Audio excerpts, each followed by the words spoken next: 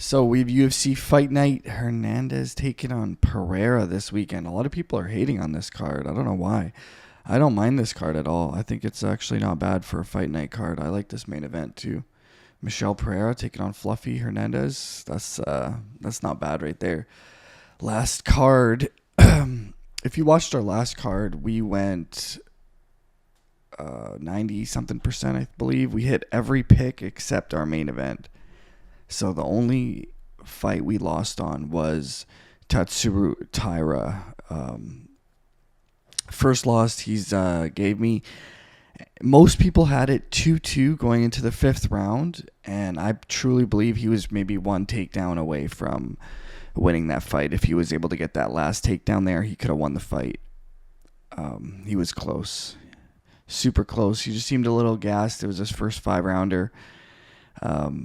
Yeah, I'd like to see him get back in there as soon as possible. But, yeah, that one really messed up for us. But we had every other pick on that card, which was not bad. But Tatsuro Taira gives us our first loss with him. I believe he is 16-1 now. And, yeah, this weekend we got Fluffy Hernandez taking on Michelle Pereira. This is like the appetizer for that UFC pay-per-view coming up next week in Abu Dhabi. It just sucks. It's so early because, like, that's one of those cards you want to have a party for. Like, that's how sick that card is. It's stacked. This is interesting. Fluffy Hernandez is the favorite going into this one because Michelle Pereira at 185 has absolutely been looking phenomenal since he's hit 185. He was cutting to 170 and kept missing weight. He was just way too big for that weight class. And ever since he's got to 170, he's been finishing guys. Finished Petrosky, Michel Oksewicz, Ihor Pretoria. Obviously, those are not top guys compared to a Fluffy Hernandez. Fluffy Hernandez has been looking good, and he's got good jiu-jitsu too. Submitted the great Adolfo Vieira, jiu-jitsu world champion. He's been looking real good, finished Edmund Shabazian, beat Roman Kopylov. He's got some pretty decent wins. I have a feeling, though, I just like Michelle Pereira in this one. I think he looks real good at 185, and, he hits hard. He's fast. He's got decent ground game. I think he might be able to get this one done. So I'm going to go with Michelle Pereira. But Fluffy, if he does win, it's probably going to be later in the fight. Because I believe this is a 5-rounder, right? Main event, it's got to be 5 rounds. So that's going to be... Michelle Pereira is not going to be good in those later rounds. He usually has tendency to gas out, but that was also at 170. So maybe at 185, he's not cutting as much weight.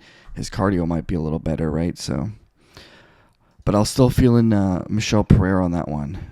Up next, Rob Font taking on the Matrix, Kyler Phillips. This is interesting because Kyler Phillips is a huge, huge favorite going against Rob Font.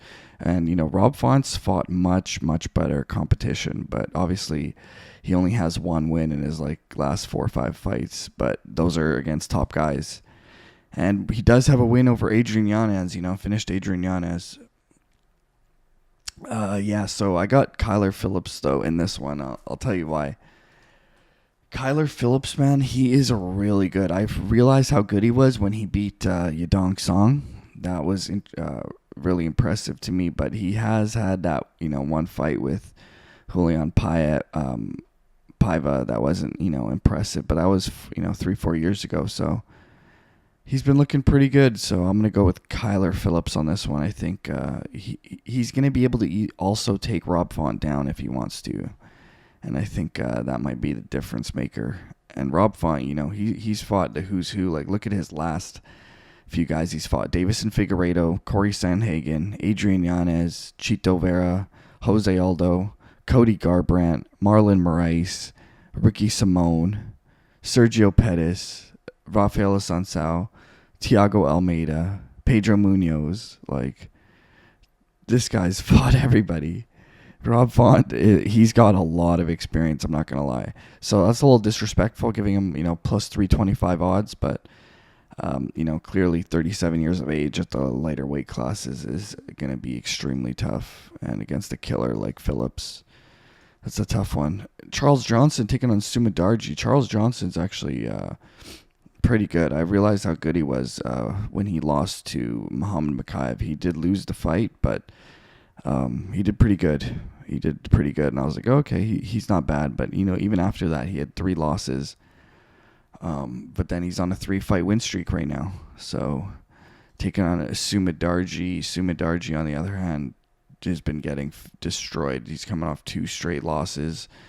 And, his last loss, he got destroyed by Tim Elliott. So I'm going to go with Charles Johnson on this one. I think he gets that one done. He's been looking good lately, too. Jake Hadley taking on Brady. Hiestand.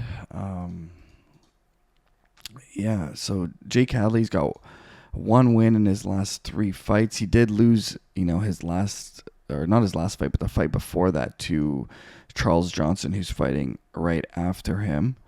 And the guy he's fighting, Brady, doesn't really have the same level of competition.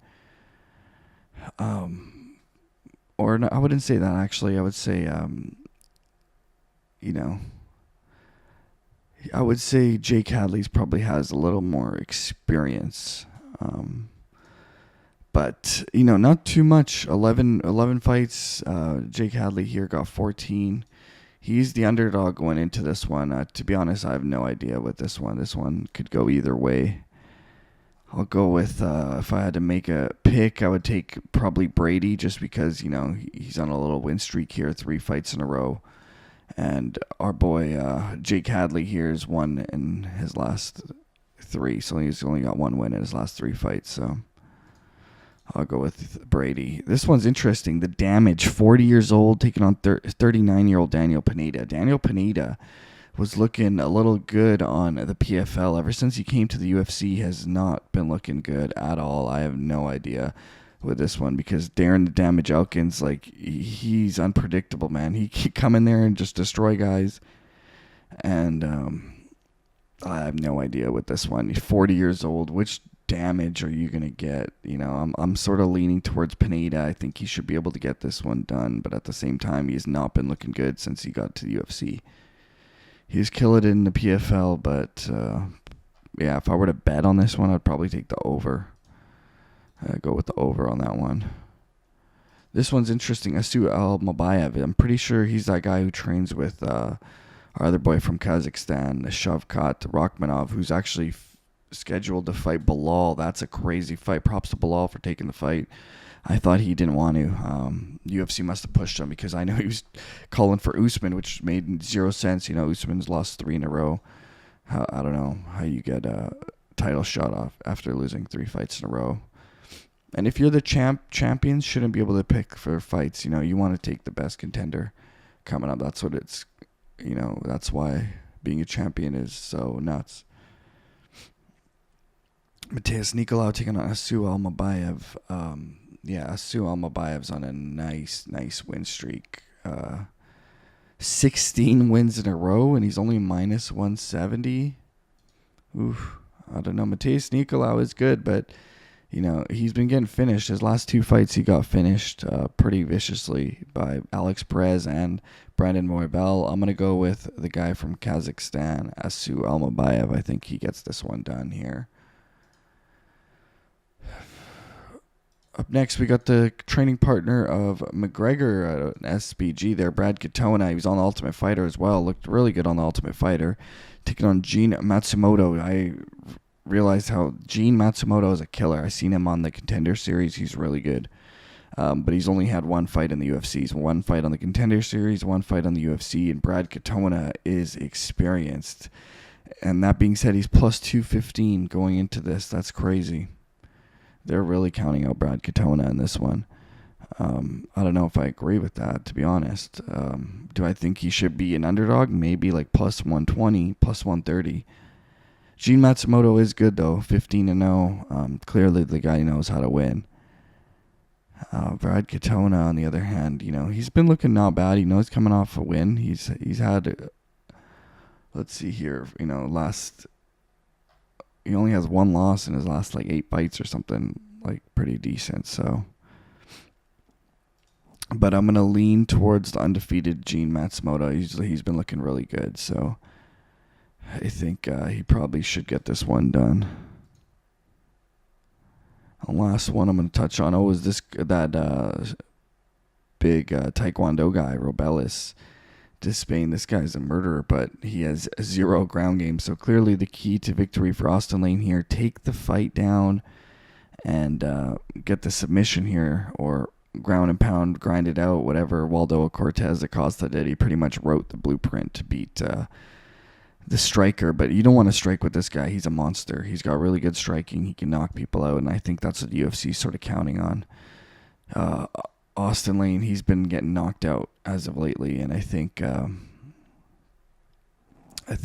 this Taekwondo guy is gonna probably KO him pretty early in the first round, I would say. So those are your picks, and the big one is coming up next week. I'm excited. Just wish it was a little later, because it sort of sucks. It's so early in the morning. But this card's not bad. A lot of people hating on it. I don't mind this card at all. I'm not I don't mind it. And if you guys need a place to bet, BetUS, promo code Iceman. Let's make that money for next weekend here. Out. BetUS, America's favorite sportsbook and casino. Live betting and racebook. We're celebrating 30 years with a historic offer. A 125% sign-up bonus on your first 3 deposits. Plus 10% gambler's insurance. Get started today. BetUS, where the game begins.